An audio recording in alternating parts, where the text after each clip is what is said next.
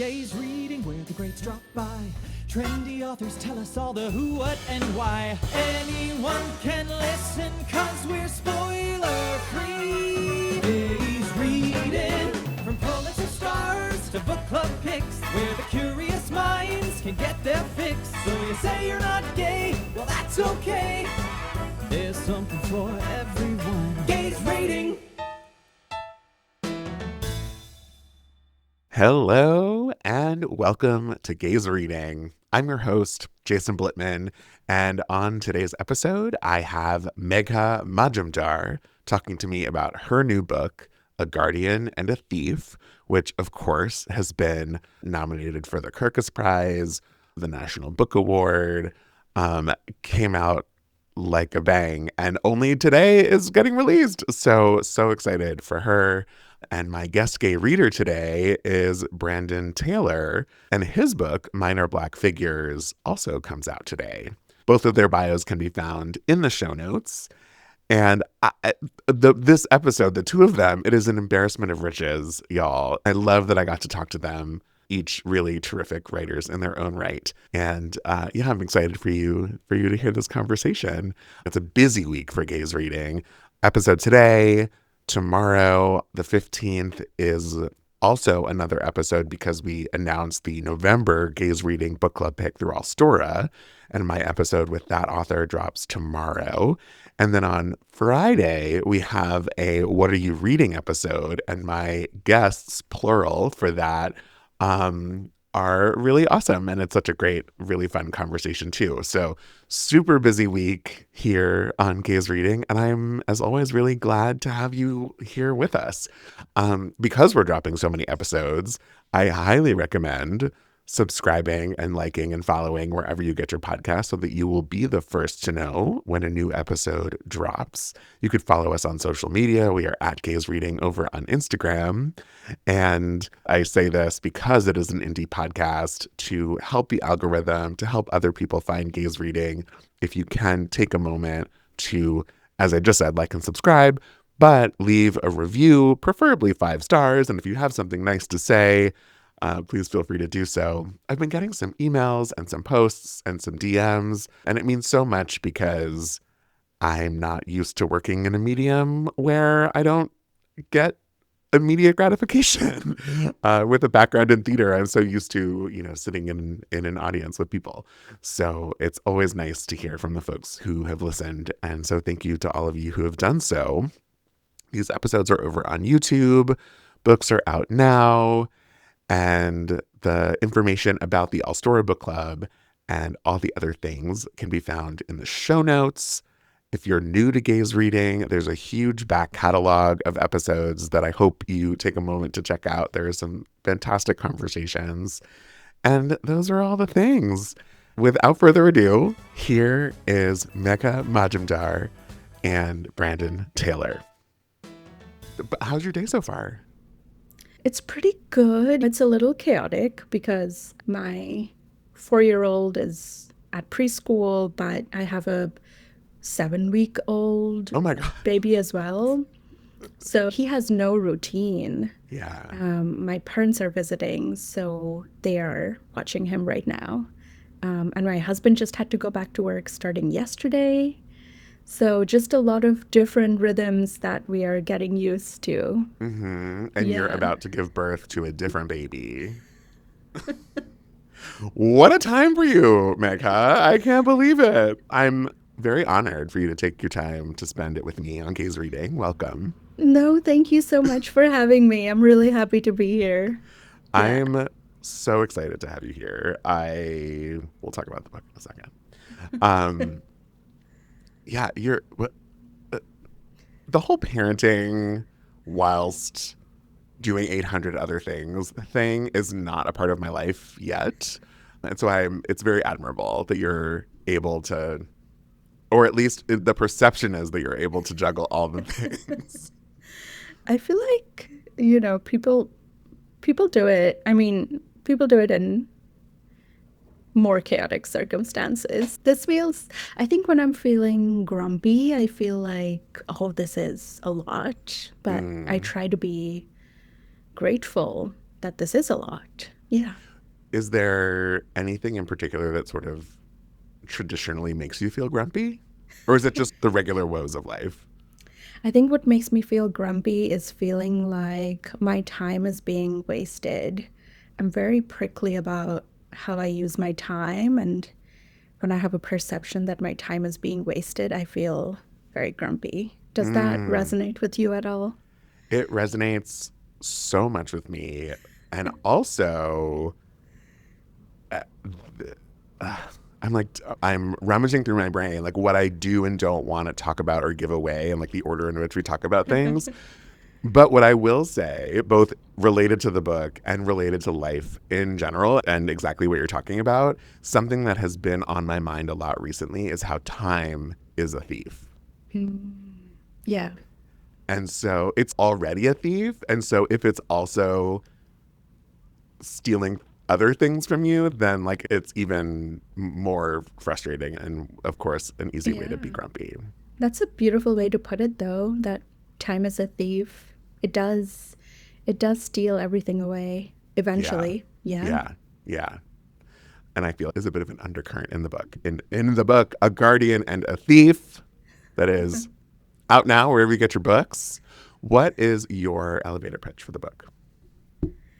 A Guardian and a Thief is a novel which is set in a near future Kolkata, India, which is my hometown where I'm from. And it's set in a situation of food scarcity and severe heat. And in this situation, two families who are trying to protect their own children come into conflict. Yeah. For me is reminiscent of Katie Kitamura's Audition. It is I need to read Audition. You do. Okay. It's a terrific book. And it is also reminiscent of Chris Boland's Havoc. The reason why I'm making these comparisons is because they're all three relatively slight books. They could be read in a sitting or two, but pack such a punch. And there is a general simplicity about their like basic storyline, but the metaphor and the meaning behind everything is so deep. And it makes you ask a lot of questions in all of these books. So they're all these like interesting cousins of each other, much like our glasses. I love that you mentioned Havoc because I just met Chris a few days ago. We did an event together. What? And we exchanged copies of our books. So I just got a copy of Havoc. That is so weird. Yes. That's weird. And Havoc came out a while ago at this point, so it's so weird that you should have met Chris. Yeah. He's darling. I love him. He was amazing. But yeah, so it'll be interesting. You'll read it and be like, Jason, what the hell were you thinking? I don't know what you're talking about. But I also think maybe you'll understand. I'm excited to read it. And also there's something about, at the end of the day, the book is a morality tale. Thinking back to your childhood, I guess, did the concept of fables or folktales have an impact on you as a young person? Or are there pieces that you remember? That is a beautiful question. I don't think anybody has ever asked me that question before, but now that you're asking it, I'm thinking back to folktales that I used to read, and I'm sure I read a lot of fairy tales. I read a lot of Hansel and Gretel and Heidi and that kind of thing. And I'm sure that the combination of thinking through morals, what is the right thing to do, thinking through protection of your loved ones, and thinking through really grim situations where the worst can happen. It's all coming together for me. Wow. That was just a question which unlocked something. Oh, I'm very glad to hear that. I was reading through some Indian folktales yesterday because I was like, I guess I wasn't really, my fable and folktale history is slightly unclear in my brain of what stories are from where. And I guess it makes total sense that there are versions of the same stories that take place around the world using different cultural touch points from different places around the world. But on the very first page of this book, one of our protagonists, Ma, talks about a thief that she could see from her window, or in theory, but also is described as a thief. So on page 1, you are really setting us up for this duality. What is that like? Basically, on page 1, telling us that you can't trust this character. I don't think that's true, though, because I think what I'm trying to set up on page 1 is that you do trust this character. And also, look, here's this hidden aspect of her which will be revealed. Yeah. You know, so That's fair. she's not set up as a villain, and she's not set up as a saint. She is just a mother. And think about the people in your life whom you trust, who also probably hold secrets. Yes, you are dying to say something. I'm dying to say something because it's like, I feel like I'm projecting the rest of my read on page 1, having read the whole book.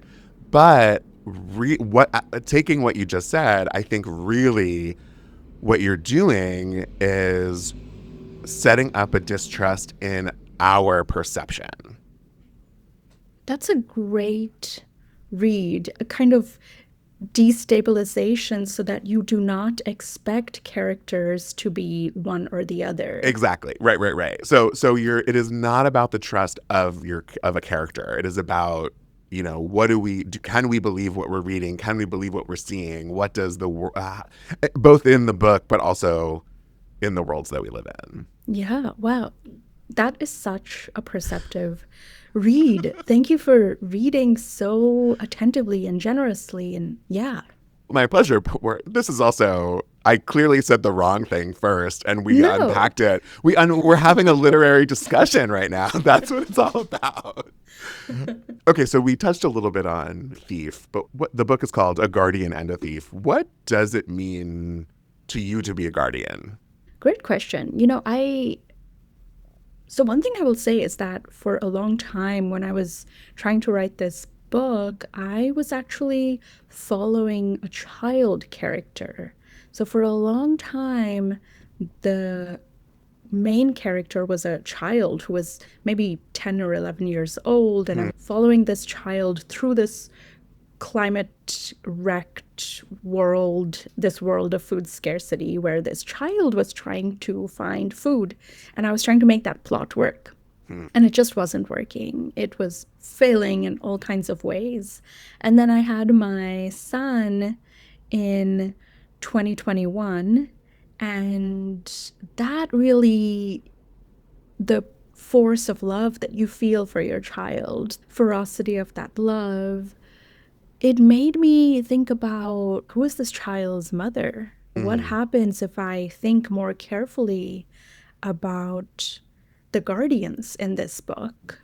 And I think, to me, the meaning of being a guardian became really complex, because I think we might assume that being a guardian is about love and protection, and these are noble ideals. And therefore, when they are translated into acts, they are noble acts. But I started thinking about what happens if this love gains a manifestation which is vicious. What do you do when that ideal in practice becomes something mean or sly or harmful? What if your love for your family comes up against the love that other people have for their families? Or think about yourself as a human being in your community and yourself as a human being within your family. What if those identities clash? What do you do then? And it's also, there is an element of every man for himself, but there's also But that seems very selfish. And to some of these people, it's every family for themselves and what they would do to protect those they are guardians of or those they love. I don't want to ask this question. There is this different circumstances make us different versions of ourselves in front of different people. How does that manifest for you in your real life? Mhm. When are you a guardian? When are you a thief? When are you different versions of Megha that we may not see ever? I think so. One of the things that I was thinking about is we make these choices, right? So I have this sense of myself as a moral person. I want to do the right thing. But I also feel that I make choices that are limited by the networks that I live within. I participate in systems which exploit other people. Think about where our fruits and vegetables come from, and think about the systems within which we participate, where people are exploited and made to work for very little money. I was reading this article a while ago about shrimp boats in Southeast Asia and how a lot of the shrimp in the US comes from Southeast Asia, and the people who work on these boats are often not paid, just forced to work on these boats. And I like shrimp. I eat shrimp. So at what point does my sense of myself as a moral participant in this world collapse and give way to something else? So I buy the bag of shrimp, dismissing the long chain of people who have brought it to me. It's what I want. I privilege my comfort. I privilege my wish to eat something delicious and have a meal with my family without asking too many questions. And so that's just one example, but think about all the decisions that we make, like the choices that we make, where we choose to live, how we choose to live, who we support, what we buy, what we read, what we subscribe to. There are so many layers of moral choices underneath all of these decisions. And so I'm very aware that I make decisions that I probably, if really pressed, I cannot defend. I make them. It's interesting that you bring up the long chain of getting to the shrimp, because my husband and I, it's funny that we're having this conversation today because we were just looking at an electric vehicle yesterday and the numbers didn't work out for us to buy it. We have been hemming and hawing because Teslas are so cheap right now. And we morally don't want to buy a Tesla, but we are trying to do the mental math of if we buy it used and the money doesn't go to Elon Musk, does that make it better? But if we use a Tesla charging station, then that money does go to him. But because that chain is shorter, it is easier for more people to see the moral dilemma. But because the chain isn't quite as long, because really then you start thinking about it and you're like, okay, but what about oil companies? And it's you talking about the systems in which we participate. It's okay, I also buy produce at Trader Joe's, but I don't know the morality of where that comes from. So it's like you're talking about shrimp. Okay, if you choose to buy the shrimp at the grocery store that uses solar to light their warehouse, does that make it slightly morally better than not? But the shrimp farming is still a problem. So it's Exactly. very complicated. It is so complicated. And you brought up oil. There was this magnificent novel a few years ago by Lydia Kiesling called Mobility, Oh, yeah. which is all about a woman who is trying to figure out the right or wrong of working within the oil industry and weighing the kind of living she can make while participating in this system, which she doesn't agree with. Yeah. I thought that was a fantastic book, also about very similar kind of dilemmas. Yeah. So we make these choices in our daily lives, and what fiction lets me do is put huge pressure on characters, right? That we don't face right now yet. Yeah. Do you feel that pressure personally? I don't feel it yet, but I feel that it might be coming. A future where the effects of climate change are very present. We do have to think about things like how will agriculture be affected. We already saw with the egg shortage a few months ago here in the US. Yeah. It was such a surreal thing to go to the grocery store and a carton of eggs was, I think, $10 or $11. If it was in And stock. if it was in stock, exactly. We would go to Trader Joe's and they had limits of, I think you could buy 2 per person. Yeah. And they would get sold out if you didn't go first thing in the morning. Yeah. So that kind of shortage. And then what happens? People start buying 2 because they want, Yes. And then, of course, the follow-up is, what are you doing with 2 cartons of eggs? Why do you need those? Like, suddenly, if someone tells you you can't have more than X, you, like, suddenly desperately need that number, which makes 0 sense. Yeah. What if you just want to eat 7 eggs for breakfast, Jason? Well, it makes me think of Gaston in Beauty and the Beast. In his song, he sings about how every morning he eats 5 dozen eggs or whatever. So I guess Gaston needs all those eggs. Beauty and the Beast. Oh my God. I haven't thought about that for a while. That's so funny. Talking about the presentness of facing these challenges, because at the moment climate change feels removed to some degree. Yeah, you're like, oh, okay, it's warmer, longer, or colder, whatever, but it's not, you're not looking around and fires aren't burning along the Hudson on a daily basis. So what you're facing is slightly different. All of this also too makes me think about just Robin Hood and the fallacy of Robin Hood as a concept. And it's like Robin Hood is doing something bad for something good. Does that make it better? I think the answer is no, but also but is it breaking down the system? I don't know. These are all of the, I've been sitting with this book for a long time and it's a puzzlement, I tell you. I'm glad that you are sitting with it, and I'm glad that it's worth sitting with, because with a book like this, state of puzzlement is great.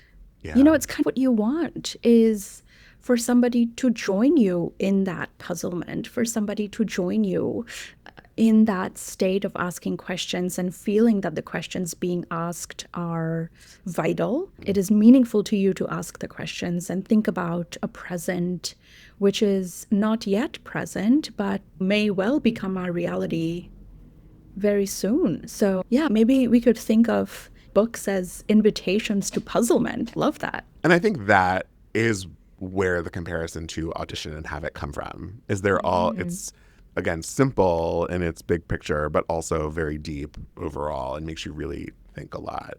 In the book, it said, honesty is a lie. Lies are the lifeblood of the world. What does that mean to you? And how did that come to you? I was thinking a lot about how, as a child, we're taught to be honest, and we're taught that being honest is a trait which will carry you far in life. And then you grow up and you understand that the people in power actually occupy those positions of power and amass great wealth because they do not follow values like honesty at all. There's a great deal of lying happening among people who are in power all over the world. And you think about what is the value of what do we do with the gap between how we tell our children the world is, how they should behave, how they should treat others? And then you grow up and you see that, well, the people who are quote unquote victorious in our society, the people who appear to be on top and have great power or proximity to power, they are the ones who discarded those values. So why are we teaching our children that the world works in a way that it actually doesn't work? Or is it that we want them to see what the ideal is so that they can tilt the world in that direction, away from how it is now? What do we do with that? That as a concept stresses me out so much because it puts so much pressure on getting herd mentality. Like you need a lot in order to tilt the world. There's another quote in the book that just says, take what you want or others will take it. And but again, it's a morality question. But I want there to be enough for everyone. But if I don't take what I want, then I'm not going to get it. It's a zero-sum game. And frankly, if I leave it there and someone else doesn't take it, then it's left on the table. So it's this whole stupid, it's not stupid, but like it becomes this real moral quandary. And that's one of the first things I said to you is this book is a morality tale, right? Yeah, I'm so glad that you picked up on these lines and they meant something to you. Because I think those lines are me thinking through the many contradictions that each of us contains. Yeah. In what situations will we be generous and kind to others? And in what situations will we be selfish and ungenerous? And which way benefits us, or is benefit even the wrong way to think about it? There is the way in which we want to live, and there's the way in which the world is set up, and the world kind of puts pressure on us to behave in particular manners, and it's hard to know what the right thing to do is. How do we make those choices? And it's interesting too, because then there's also like the difference between want and need, and need versus something even greater than a need, something it's a survival necessity. I guess like a need versus a necessity. Yeah, which like again circles me back to just thinking about fables and folktales. For me, it's just like the tortoise and the hare always rings true to me. Slow and steady wins the race. And it's like you have to worry about yourself, and you can't think about the other things that the other people are doing. And yeah, it had me just thinking a lot about these sort of basic things that we learn as young people that we don't always see them interpreted on a larger scale. And I think this is a version of a simple thing that we might learn in childhood at a scale that we can understand in a real life situation. It's not about a tortoise and a hare running a race. That's a good way to put it. And it's so interesting to hear you talking about folktales and fables in relation to questions of morality, because that also makes me think about the ways in which art is always wrapped up in these questions, and how when we talk about wants and needs and survival, I think lurking underneath those questions is also an understanding of how there is community that lifts you up. There is somebody who is playing music even on a dire day. There are painters making their art even in situations which are really grim. And that's something that I wanted to have be true in the book also, is even in really grim crises, there are still moments of joy and laughter and beauty. And this is something that we thought a lot about. And I think a while ago, there was this kind of spate of essays of people considering whether to have children, of how everything in the world is, and specifically also climate change. What kind of future will they have? And I think reading those essays, I always felt that there have been crises in the past, but there is still laughter. There are still jokes. There's still humor. Still a nice cloud in the sky. There's still the joy of having egg. Yeah. It's funny. I was just in conversation with an author yesterday who, I'm trying to think when this episode comes out. I don't know that it'll be announced yet, but it's the author of my Gaze Reading Book Club pick for November. And the book takes place in the 17th century, Amsterdam. And I was saying to her how I couldn't believe how funny the book was. And we were talking about how people were always sarcastic. People were always funny. There was always a beautiful cloud in the sky, right? Just because you think about a stuffy piece of art from the 17th century as this like snapshot of a moment, that doesn't mean that there wasn't a whole life getting lived beyond that. And I think this is an interesting example of that. And frankly, I think part of what we're struggling with as a society right now is that we are going about our daily life while the horrible things are happening. And in the future, right, we'll see movies or read books about those horrible things happening and forget about us having a frivolous conversation about morality in the meantime.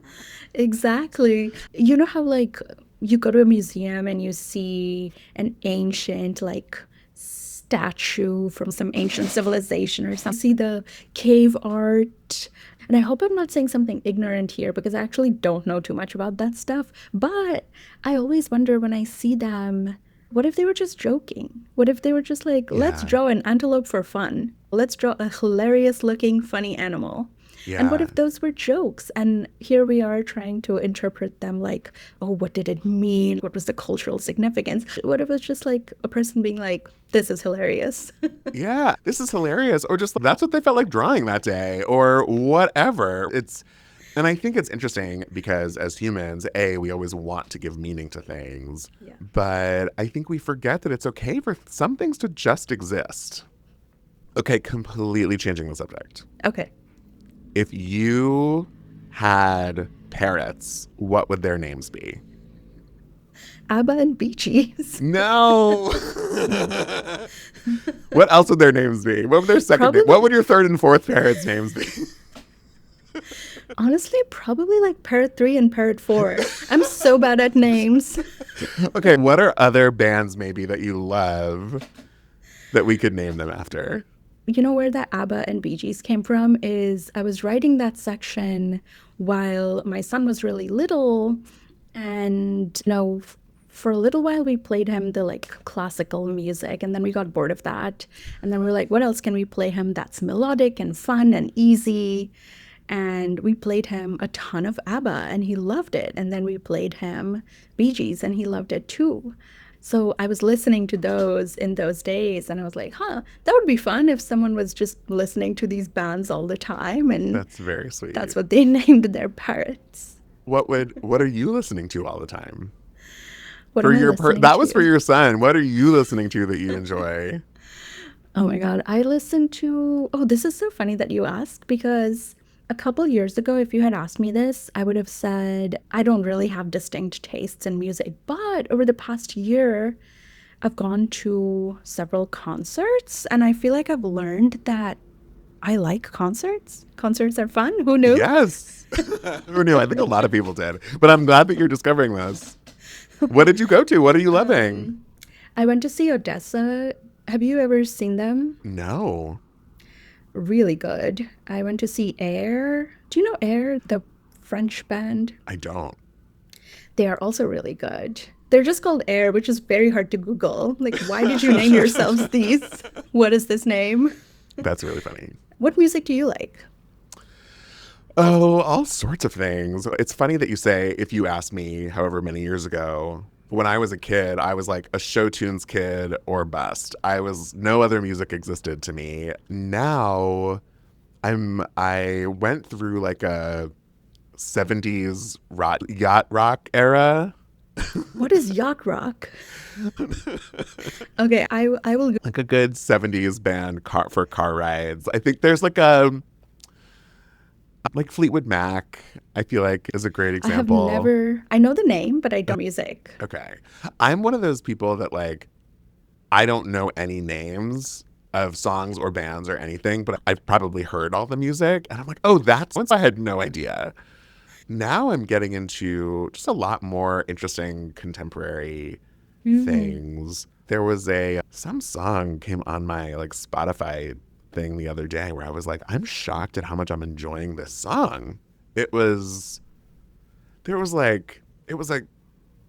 very rock and a little rap thrown in there somewhere. I was like, rap? Who am I? What's going on?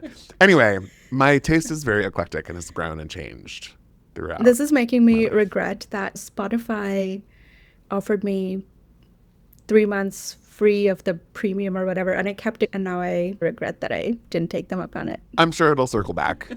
Everyone's always trying to give I need things the away. ads. Yeah, exactly. How did you find joy? What are things that bring you joy these days? Oh, that's such a fun question.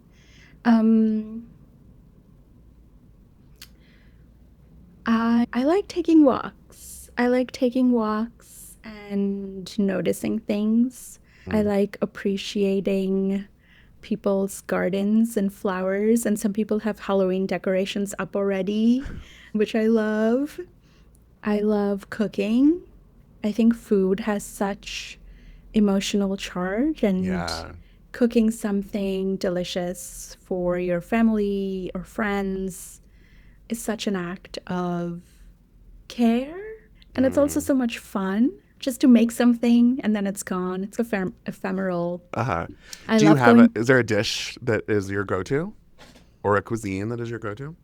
I cook the Bengali food that I grew up with. So one very simple thing that I like cooking is spinach with eggplant. It's very simple. You just saute garlic and this one spice, I'm not sure what it's called in English. Nigella seeds? Okay. Nigella? Yeah, I think that's what it's called. Just garlic and that black seed and spinach and eggplant. That's it. It's so good. Is there anything that you do specific with the eggplant? Chop it up and fry it first, so that it's in little This is cubes. why I asked. Yeah. Dunk the whole eggplant in the. I didn't think it was that, but I wasn't sure if it was like ratatouille, where it's just like rounded, or Oh what. I no, wasn't just sure. just good question. Yeah, Yeah. just chop it up, little cubes, and then you can kind of mix it with the spinach. When it comes to food, I will always have all the questions. Speaking of, there's a person in the book. There's a seller of tastes in the book. What taste would you buy? I love that. I would buy orange, a taste of an orange. Say I think more. it's Why? it's such a beautiful, complex taste. Isn't it bizarre that it just is available in fruit form? It's funny because I never really thought about it. Do you like oranges? I love oranges, and I grew up in Florida, Right. which is like very orangey, but I never really thought about it as being something unique, and I think part of that is because of that. Yeah. Which taste would you buy? Why? Why did I not expect you to ask me that? What taste would I buy? That's a good question. I wonder what the circumstances would be. Would I be buying it because I needed some nostalgia or comfort or joy or to freshen my breath, or like I wonder what the context would be. Yeah. I think that would make a big difference. Citrus. That makes sense to me. I love how you're thinking extremely deeply about it. And I was just like, an orange. I told you I take these questions very seriously, especially when it comes to food. What taste would I buy? And also thinking about Like the first thing that comes to mind for me is like chocolate or something sweet.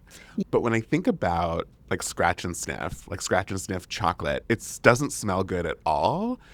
So that's where I'm like, oh, that taste wouldn't be good. So I don't want that. But that doesn't make any sense. No, All fair, that to fair. say, I don't know. I don't know what I would buy. Wait, I have to ask you, what brings you joy? It's such a good question. Not a lot these days. Fair. Fair. Yeah. I also really like going on walks.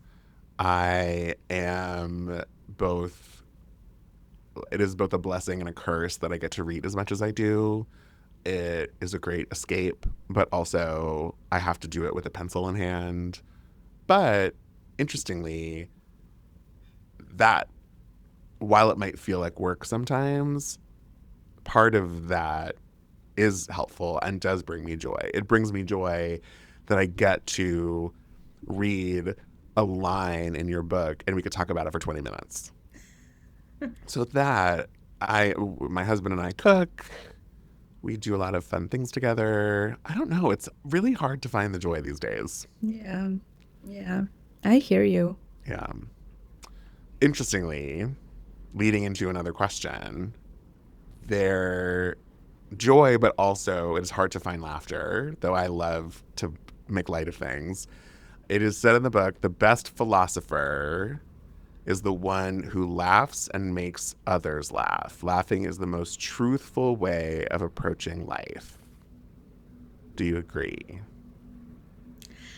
I'm interested in thinking about it. So that is a line stated by one of the characters in the book, the grandfather. And I'm interested in thinking about, I think we tend to take seriousness as a truthful way of approaching life, and we dismiss laughter as something unserious or opposed to seriousness. But what if there is something very truthful and generous and beautiful about laughing? What if laughter acknowledges the ways in which we often feel powerless and allows us to accept it? What if laughter allows us to make fun of those who are powerful in ways that are very difficult for them to shut down? What if laughter allows us to navigate the difficulties of everyday life in a situation of crisis in a way that is inalienable, cannot be taken away from you? It's interesting because on one hand, I want to believe all of that to be true. And on the other hand, if I choose to believe that to be true, then I'm also choosing that there has to be a binary. And things can be serious and funny at the same time. And we can laugh at the world crumbling around us. That doesn't mean that we don't take it seriously, but what else can we do? With a lot of these conversations and book events that I do in person, I hate taking it too seriously because that doesn't mean that the books aren't serious or good, but like go read the book on your own time. Let's have a fun conversation about other things because these things should bring us joy and laughter and finding something to hold on to. I love that. Yeah. I love that. Yeah. Yeah. And books, like I think we're constantly discussing right now today, books allow us a space to think with and think through, right? They're not necessarily statements of belief or things we have to agree with or disagree with, but I think they're often just the writer saying, I'm interested in this thought. Are you interested in this thought? Yeah. Absolutely. And it doesn't have to be, this is a serious thing, take it as gospel. Exactly. Yeah. Yeah.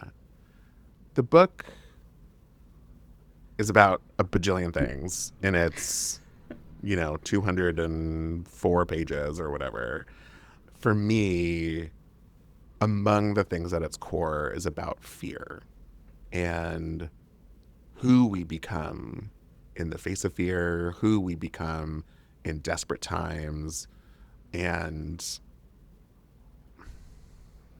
I we could have talked an entire hour about fear and what that means to you. And among the things that I think about a lot lately is the idea of accidentally manifesting a fear.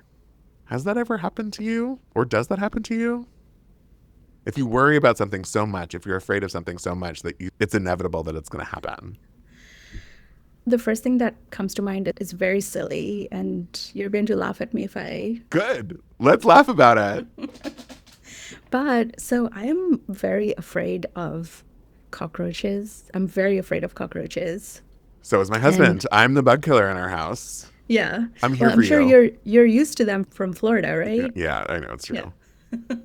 I'm so afraid of them. And then they were really common in Kolkata, and every now and then a really big one would fly into my room.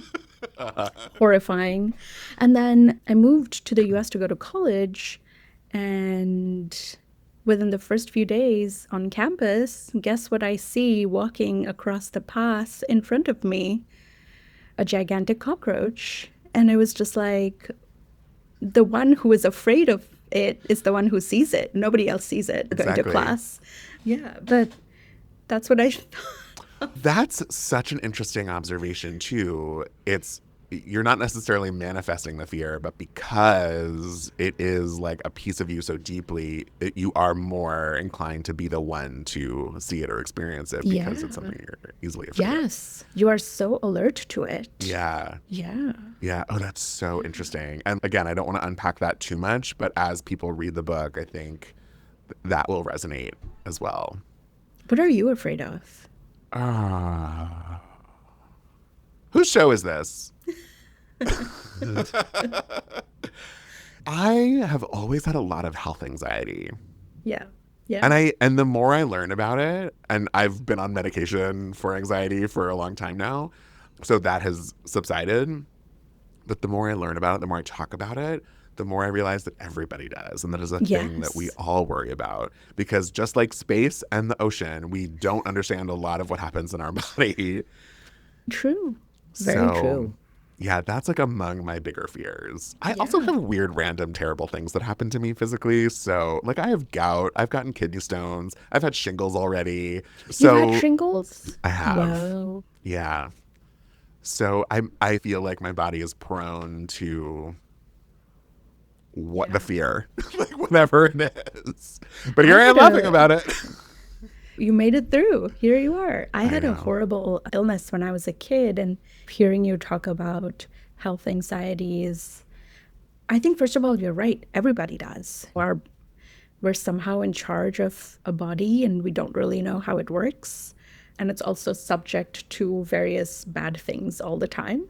But when I was a kid, I had this strange illness, which was a tapeworm cyst in my eye. Have you ever heard of that? Yeah, it's bizarre. It's bizarre. I never really talk about it, but I'm telling you because we're just talking about health stuff. Yes, which also never really comes Thank you out. for being vulnerable with me. But yeah, it was really bad. Like, it was in my left eye. And I was out of school for 3 months. I was just like in bed. And I listened to a lot of, I don't know how to call it in English, like audio theater. Oh, Like audio plays. Yeah, sure. Yeah. I listened to a lot of those, and those got me through it. But yeah, it was so weird. Tapeworm. That sounds terrible, and I'm doing everything in my power to not rub my eyes right now because that's all I want to do. I think it's very hard to get it, so you're fine. Yeah. Yeah. Well, you made it through. Everything is fine. Yes. Yes. Oh my God. I want to read that short story. No, I don't. Just kidding. Please don't write it. Please don't write it. Maybe I'll write one about that, which also includes a cockroach, and it'll be like all our fears. I know, it's so interesting. It's so funny. Again, the book is 204 pages. We could talk for hours and hours about all of the different nuances. I'm so excited for people to read it. A Guardian and a Thief. Megha Majumdar, thank you so much for being here. Thank you, Jason. This was such a great conversation. And I love that you pulled at threads that nobody so far has pulled at from this book. And I love all of your questions, and I love the energy you brought to the book, and Thank you. I'm so happy that we got to chat, Me independent too. of like book promotion or anything. I'm really happy that we got to chat. Me Yes. too. All of that is going on a quote on the Gaze Reading is going as a quote on the Gaze Reading website. I love it. Do it. Megha, have a wonderful rest of your day. Thank you so much for being here, and everyone go get your copy of the book. Thank you, Jason. Just gay weird time. How are you today? I'm doing well. Feeling good. Feeling spry. It's the US Open. New York is abuzz with tourists and tennis players, but it's good. It's all looking up.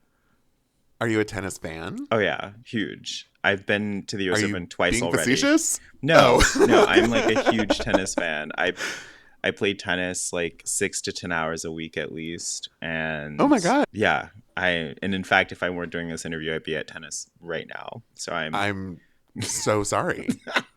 No, it's great. It's wonderful. It's I'm glad to be here, but just so you know, I would be at tennis otherwise for sure, 100%. Well, then I need to make this really fun, and we can like volley in a different way. Oh, I love that. Wow, the tennis puns. I feel right at home. But yes, perfect. That's the goal, making people feel at home on Gaze Reading. Mm-hmm. So I should officially say, Brandon Taylor, welcome to Gaze Reading. Oh, thanks for having me. Thanks for being here. So you are my guest gay reader today. The first thing I have to know is, what are you reading? What am I reading? I'm reading right now a not very good tennis book called Essential Tennis. Is it not good because of the quality? Is it because you know all the content already? It's not. It's just not a good book. It's structured very poorly, and I'm not totally sure that it knows what it wants to communicate to the reader and why. And I should say that like this guy is one of the first big YouTube tennis teachers. He's been doing that for almost 2 decades now. And this book is clearly just like a monetization of that platform where he's boiling down his lessons. You can almost see how the pitch meeting went for this book. And it's just not carefully arranged. And it's a book exclusively for guys who trawl the like self-help finance section of Barnes and Noble. This is the tennis book for them. And that's just not what I'm here for as a reader. This is why you're not liking it. Right. Correct. That is not you. You are not the target demo. And maybe you are. I didn't know you were a tennis person, so maybe that is your brand. No, it's not. The finance bro, Wall Street guy. No, it's really horrifying. It's also like a tennis book for illiterate people. Like, it's just, looking at it, I'm just like, this book is badly laid out. There are QR codes all in it for you to do a scan and go watch a video. YouTube. Yeah. And the YouTube videos are good. So I'm just like, oh, this is just, somebody was like, you should do a book. And he did it. And I wish that he hadn't. It's a very bad tennis book for sure. Is he handsome? He looks like a guy. He looks like he does like insurance in the Midwest or something. Like he's like a skinny little guy. Yeah, he's not cute. I'm asking because the reality is, should I go learn how to play tennis by watching his YouTube videos? And if it's worth watching him, he's not the guy you wanna. If you want like a hot tennis influencer, Carousel is the guy. Or Dennis, I think his name is like Dennis, the tennis teacher. He's like also really hot. He changed his name when he got into tennis. It cannot be Dennis Tennis. I think that's his name. I think that's his name. I might be mistaken. No. And then if you're not looking for like how to learn how to play tennis, but just like hot guy doing tennis, then this guy Felix Mishker, who does Tennis Brothers on YouTube, he's also like very attractive and does tennis content. I didn't know how much I needed all of this material today. Listen, it's the only thing I know anything about right now is the tennis media ecosystem. That is the only thing I know anything about.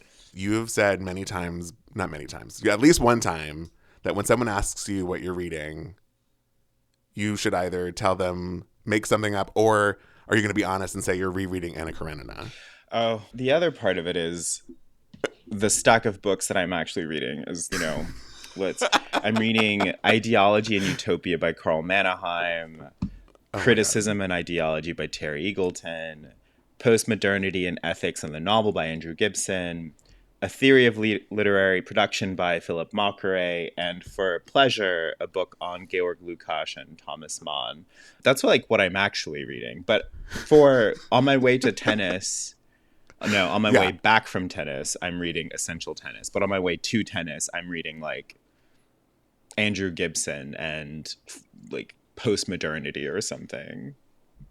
That is like very intense reading. I find it really soothing. Like I've been reading a lot of I love that. Louis Althusser, and I find him really soothing and really clarifying, and it like really moves me and really pumps me up. What is it that's soothing? What's the PSA? Yeah, I love a writer who's like really clear, and a writer who can articulate something about what it is to live in the world, or who can clarify something that I find really confusing. And when they can present it to me in this like really not super elaborate, but just like person to person, here are the terms on which I engage the world. And I find that really soothing and like really moving and like really beautiful. And I don't know, because a lot of these writers are writing about like big ideas can be really scary or really confusing or really complicated or muddy. But the writers I just mentioned are all just, they make it feel so accessible and so clear, and they take you through their argument. And I always leave these books feeling like I understand a little more about the thing I went in hoping to read about. And I've read novels and stuff written by contemporary writers that are written super lucidly, but so confusing that I'm like confounded by them. And so I don't know, reading Terry Eagleton or Althusser or Mocqueret, who are these like theorists, I don't know, I find it much more clarifying and clear to read than even some contemporary novels these days. And I'm just like, man, I'd rather have the theorists. At least That's interesting. Talking in terms I can understand. I was going to say, it sounds like they're like taking their maybe big concepts and just like putting them on the page as if they were telling them to a friend over a beer or something. Yeah. Versus perhaps a contemporary writer doing their darndest to write capital L literary fiction and what that means to them. Boy, oh boy. So true. It is what I'm hearing you say. So true. Listen, many such cases. No, I understand. Every once in a while I'm like, do they know what they're saying? No. Increasingly, no, they don't. And I wish they would stop. I wish they would stop. I read a book recently and I was just like, brother, you got to put down the sauce. What are we doing here? Was it necessary to do all that? Did you need to do all that? Okay, I feel you. Since you clearly have reread Anna Karenina, to someone who has not read Anna Karenina, why should I read it? Oh my gosh, there are so many great reasons to read Anna Karenina. It really depends on the reader. I think that to a reader who usually loves like a big plotty book, I would say it is the plottiest of novels. There are so many things going on. It has like political machinations. It has like interpersonal drama. It has like social, like soap operatic theatrics. Like it has all of that going on. There's just, it's like nonstop stuff happening. To maybe more of the sort of like Marilyn Robinson fan, I would say that it is a deeply spiritual and theologically active text, that it has all these like really beautiful ruminations on spirituality and faith and how do we live and what does it mean to live in a society and to live in a world and to make moral choices.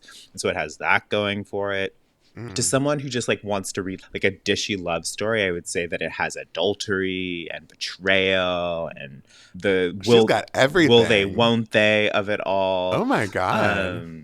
And so to me, it is like a novel that has all these different registers and all these like beautiful things to it.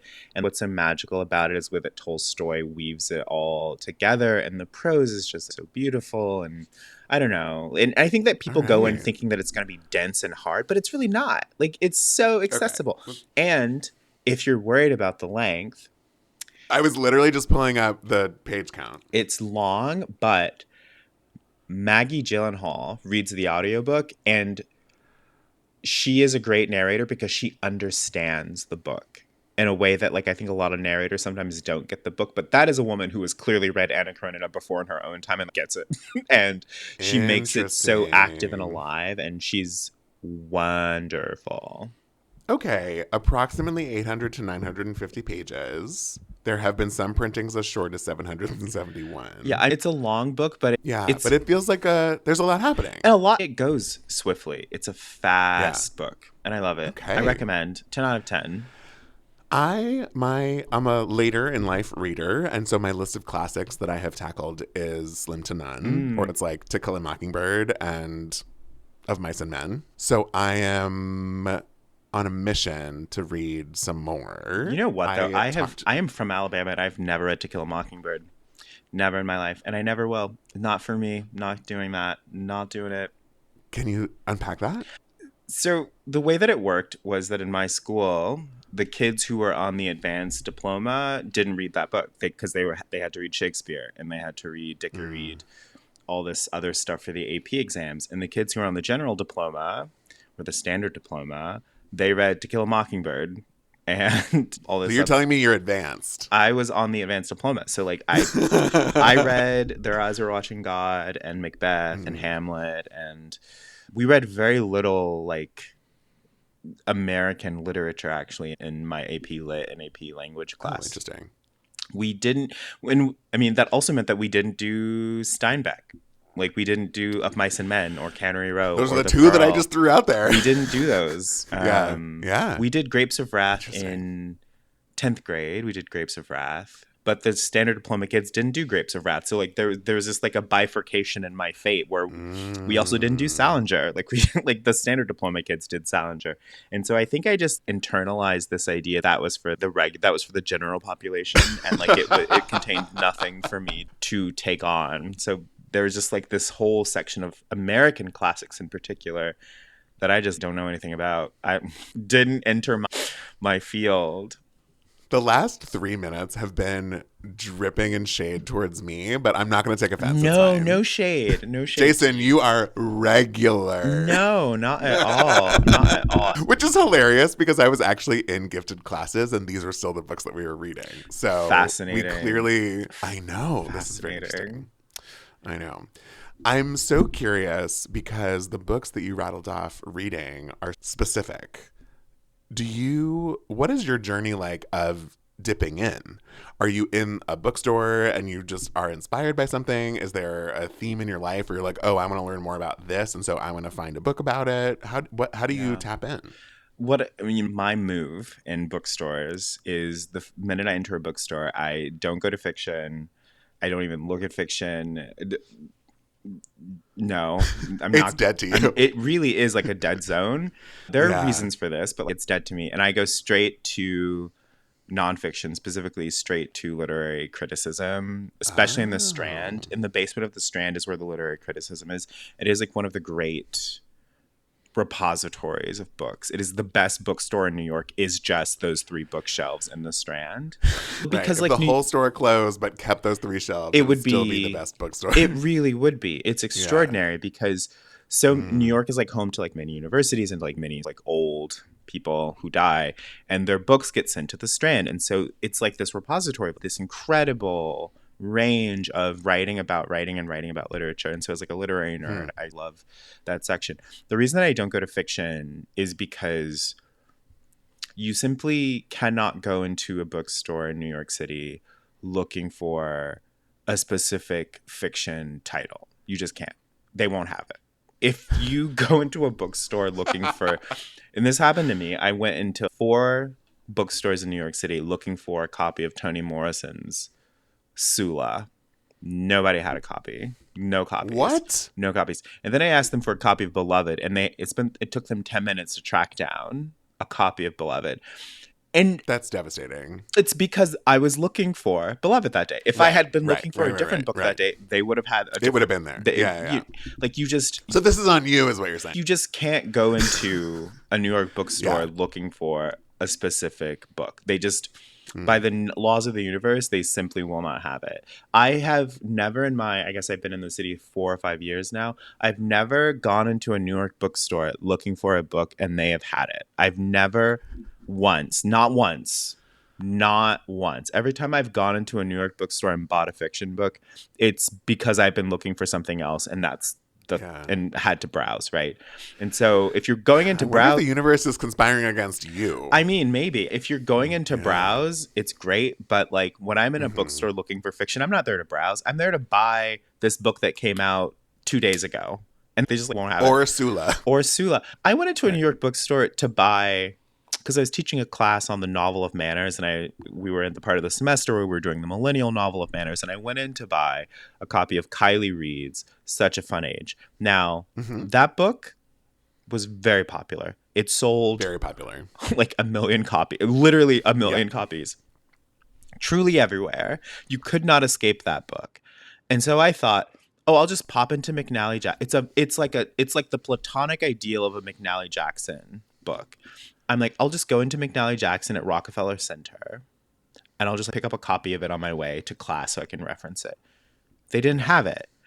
I stopped at the Strand. They didn't have it. I'm just like, I've been seeing this book everywhere for 4 years, and now no one has a...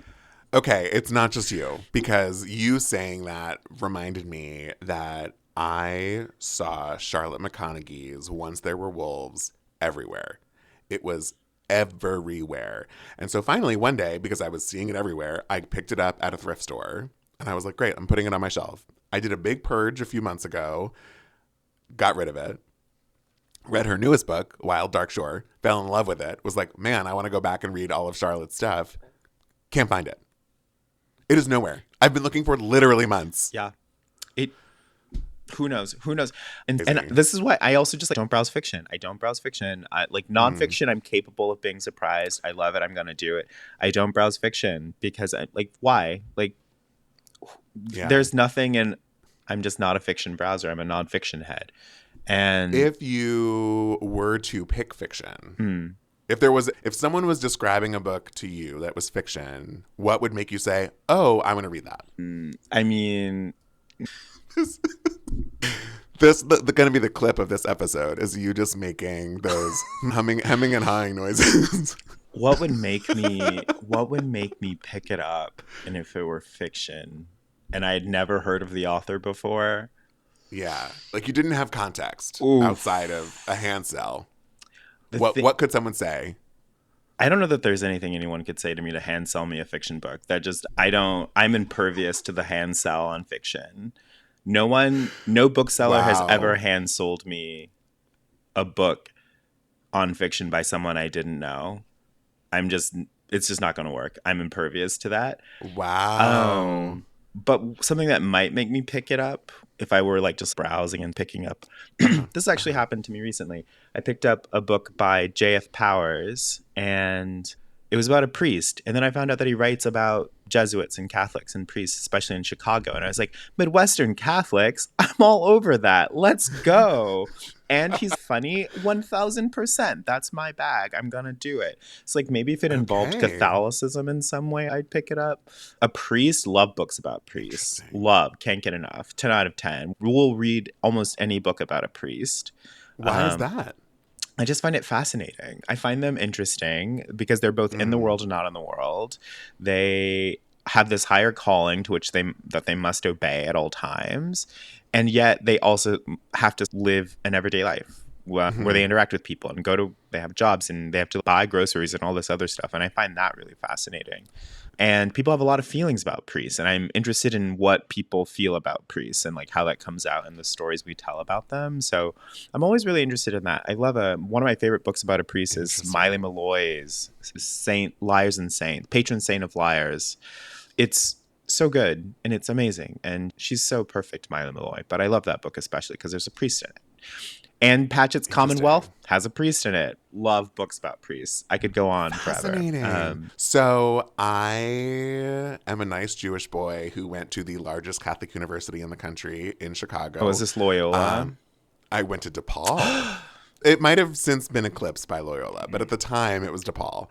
So me writing my fiction book about my fictional time there, including a priest, that you might read. Yeah. So maybe that's going to be I'm not really an author, but maybe my new goal is to write the book that Brandon Taylor would read. Listen, a book about a Jewish gay who goes to a Catholic university. Oh, baby, I'm your biggest fan. Yes. I will blurb it. Look at this validation that I needed this I'll morning. blurb it. I did just come from therapy. Oh. Will I read it? Oh my God, when so can I funny. read it is the operative question. We're recording and you said you'd blurb this non-existent book. So bring it on. Oh, I will. So please, funny. please write. Also, please write this book. I want to read it. Now I'm sad it's not real. I'm like devastated. I know. You need to listen. Yet. Open your Word doc when we get off this and get to I work know. for sure. Once upon a time. Listen, I'm sold. Okay, if this chapter of your life that you're in right now had a title, what would it be? Oh, drill and play. That would be my title. Yeah. Drill and play. Yes. So in tennis, there's this thing called drill and play. It's a kind of tennis clinic where you spend the first hour doing tennis drills, and then you spend the second half of the clinic like playing organized doubles matches. Just put your drill to use. And I think like my life right now is very much like that, where it's like incredibly regimented, where I'm giving myself these like strict reading assignments and lists. And I'm then translating a lot of what I'm reading about into my sort of like daily life. And my life feels very informed by my reading more now than perhaps at any other time in my life. And so I would say drill and play for sure is the operating schema of my days. It doesn't hurt that there's like a sexual Yeah. undertone. Oh yeah. It's young gay man. Honestly, it's like a perfect, you can see it in the sort of title case for the chapter heading. Oh, 100%. I know. And then you're like a little bit disappointed that it's about like drills and like not until the about... sex metaphor comes That's what I was back. gonna say. Until it comes later in the chapter where you feel the catharsis as the reader. You're like, finally. I mean, my whole thing about drill and play is that it does feel like hooking up, because like you like meet a bunch of strangers you will never see again, and you like undertake this physical activity that's incredibly like that you all know you're there to do, but you don't know how it's gonna go. And then at the end of it, you're like toweling off, and then you like disappear into the night, never to be seen again. Like it is. Every time I like leave my tennis place, I like open Grindr, and I'm always like, this feels so similar to what I just did. This feels not dissimilar. You should change the little caption on your picture to say drill and play ? Oh, you know what? Listen, that's a great idea. How amazing would it be if someone replied getting the reference? Oh, listen. Then you're going to get married. Whenever there's a guy on Grindr in New York and he has like a picture of him on a tennis court, I always recognize the courts because I played on almost every court in the city. And I'm like, are those the Sutton East courts? Or, oh, is that the Roosevelt Island court 4? And he's like, yeah. I'm like, should we like, do you want to hit sometime? That'd be like really fun. And no, never a response. But that's devastating. I feel like the GeoGuessr guy, but for tennis gays in New York. Oh my God. Look at you. I'm very excited for your tennis pro husband future. For all I know, you're not. For all I know, you're married. I don't even know. Maybe one day. I'm hoping. Yeah. If you're out there, let a girl know. Yes. He's listening to Gays Reading right now. And he's very excited. He's me. Listen, hopefully. I want to drill and play. That would be a dream. You heard it here first, everyone. We have to talk about minor black figures. Oh, that's so exciting. Well, it looks so good. So it's not a finished copy. It's the galley. So maybe the finished copy will look even better. But maybe it looks good because the spine is broken. Ooh. Oh, right? You've been reading. Reading with a capital R. Of course. For the people, what is your elevator pitch for minor black figures? Every author's favorite thing. Oh, I love this game, actually. It is a novel about a painter who spends an entire summer having entirely too much sex with a Jesuit priest and thinking a lot about French movies. And that's really what the book is about. And it turns on that and it evolves from there. But really, it's like a love story about a painter and a priest, which, given what I said earlier about Catholics and painting, makes a ton of sense. But yeah, that's what it's about. Like having sex with a Jesuit one summer. Where was I? Oh, I was having this very interesting conversation I like met a guy at a party with my husband, and that sounds more exciting than it was, other than just like literally sitting at a table and chatting with him. And he started talking about on his Substack how he was in the process of writing an article about if there is art in a museum that gets bombed and the art gets affected in some way, does that become a part of the history of the art, or should you restore it to its original form? And from reading this, I had so many of my own feelings about art restoration that I was like, in this book that I'm reading right now, let me tell you about art restoration and the things that I'm learning and the techniques, et cetera, et cetera. And then anyway, we had a very long existential conversation about that and art and what it means to preserve it versus celebrate it in a new form. But it's also very much about art, this book. Yeah. Not just having sex with a priest. The relationship. Yeah, I mean, right. When I wrote that book, to write that book, I just threw away a different book that I had been writing and failing to write for 5 or 6 years. And by throwing that other book away, I was like, okay, like, what do I want to write? And I was like, man, I just like want to write a book that's going to let me like describe stuff and like work through some of my baggage about the way we talk about art and deal with art these days. And like also a book that's going to let me talk about how I think a lot of contemporary painting is just like really ugly, especially like gay contemporary painting is so ugly. And like, why are they painting so many naked bodies all the time? And so this book was really my... Art is subjective. Yes, it is subjective.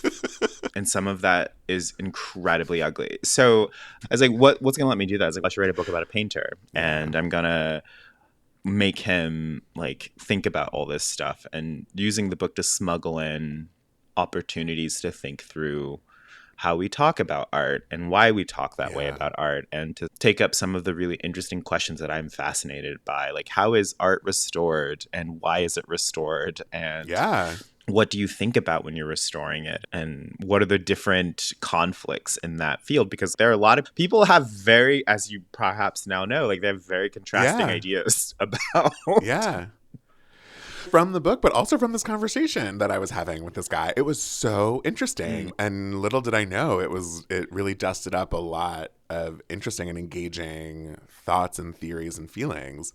One of the first things you said was how we talk about art.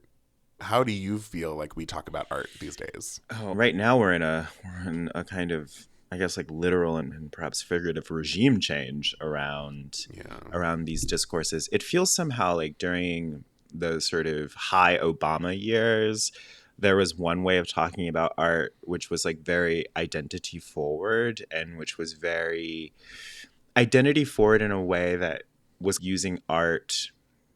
Like it was like politicizing art, but along strictly identitarian lines in a way that like a lot of people felt was like cheesy and a lot of people felt was like really important and necessary. And then in the sort of like Trumpian years, I feel like that got turned up even more because people were doing it was the peak of like resist cringe liberalism. And so people were like really leaning into the sort of Obama era rhetoric. And now it feels somehow that we're experiencing a collapse of a lot of the sort of like liberal optimism or like the sort of embedded hope that was in a lot of that identitarian rhetoric. And so now people are cynical about identity again. And I think we're seeing a lot of that in the kind of like week 30 of Ocean Vuong backlash on Substack. Like people are just like fight. And I think a lot of that has to do with people feel really frustrated and really hurt by the fact that their sort of liberal ideology has led them to a place they didn't want to be in. And they are taking that frustration out on poor Ocean Vuong to a large degree. Sentimental artists always get shellacked in times like this. You see it all the time. Like history is full of examples of this. The sort of reactionary left is always incredibly loud. And so I think right now we're in a moment of figuring out how we want to talk about art for the next 5 years or the next decade. And it seems like that discourse is going to be dominated by a lot of like questions around authenticity, a lot of questions around the humanness of art, why we make art, and questions around the sort of quote unquote political project of art. And especially because we have a president who is looking to punish enemies and to punish his ideological enemies. And in some sense, we're kind of right back where we were in around the time of the invention of ideology, which was in the sort of like late 18th, early or middle 19th century, where you saw somebody like Emperor Napoleon using the word ideology to sort of harm his political rivals. So I think we're kind of like back there, which is to say we're in another reactionary moment. And it's really bleak. Great. It's bleak. Yeah. I'm just like sick of it. I'm like, everybody stop fighting. Like, stop fighting about what we talk about when we talk about art. Like, just go do something. Log off. Yeah. Amen. Everyone can go enjoy art however they can go they fight are about choosing. it. They can go fight about it on the internet, as we love to do. Go buy Minor Black Figures because it is out now wherever you get your books. But don't go to a store in New York with it in mind. Go to the store thinking of something else, and then you'll also pick up Minor Black Figures. Yes. Otherwise, it won't be there. That's the ideal way. That is the ideal way. You can pre-order Persuasion with the introduction by Brandon Taylor. Everyone's going to go buy an annotated copy of Anna Karenina because now we can read it in chunks and feel really great about it. And we're going to go follow so many hot tennis influencers. Yes. This is a robust takeaway from today's episode of Gaze Reading. Brandon, thank you so much for being here. Thanks for having me on. It was a delight. Megha, Brandon, thank you so much both for being here. Have a wonderful rest of your day, and I will see you later this week. Bye.